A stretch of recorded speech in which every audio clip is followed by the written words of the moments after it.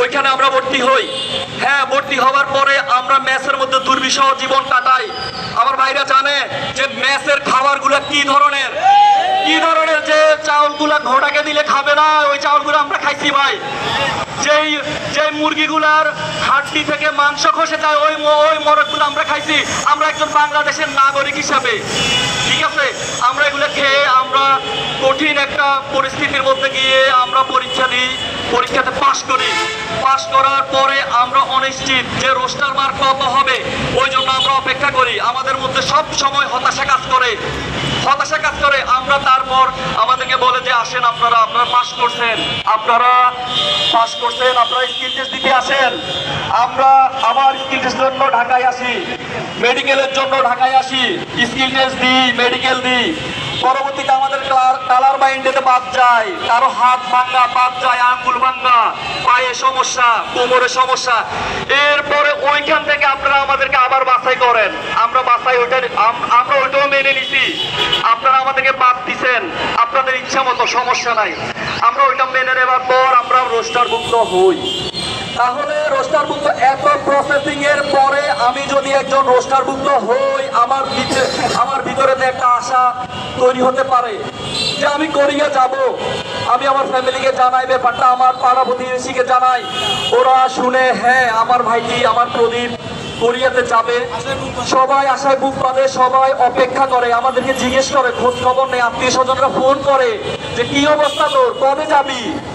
আমরা বলি যে হ্যাঁ একটা প্রসেসিং এর মধ্যে যাতেছে, আমি যাব। আমাকে 2 বছর সময় দিয়েছে, এর মধ্যে যে কোনো সময় আমি যাব। এর মধ্যে প্রায় যাবেন, রোস্টারের মেয়াদ 3 মাস পরে আসে। আমরা অপেক্ষায় করি, আশায় বুক বাঁধি। এর মধ্যে কোনো লোকও আছে যে তাদের গার্লফ্রেন্ডকে কথা দিচ্ছে যে আমি কোরিয়া থেকে 1 বছর পরে ফিরে এসে, ঠিক আছে বেলা তুমি অপেক্ষা করো, আমি আসবো, ঠিক আছে। কিন্তু ওই বেলা অপেক্ষা করতে করতে আর বেলা থাকে না, বেলা অস্ত যায়। আমরা কিন্তু ঠিকই পড়ে থাকি। এখন পরবর্তীতে কি হয়, আমরা আমাদের পায়ে যায় না। আমরা চিন্তা করি যে পরের বার যাবে। এই পরের বার আমাদের জীবনে আসে না ভাই। এই পর্যন্ত কারো জীবনে পরের বার আসে নাই। 2 বছরে একবারও পাই যায় না, কারো যায় না একবারও।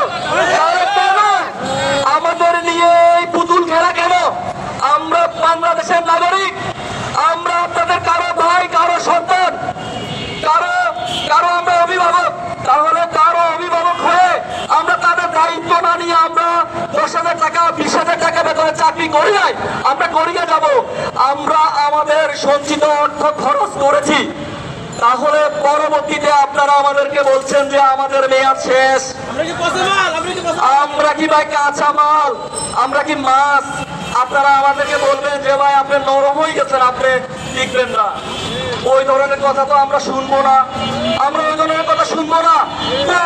মেধার ভিত্তিতে যদি বাংলাদেশ পুনর্নির্মাণ হতে পারে, আমরা বাংলাদেশের নাগরিক, আমাদের অধিকার আমাদেরকে দিতে হবে। আমি এখানে নেতা হওয়ার জন্য আসি নাই, আমি আমার দাবি নিয়ে এসেছি। আমি আমার দাবি নিয়ে আজকে আমি প্রেস ক্লাবের সামনে দাঁড়িয়ে আছি।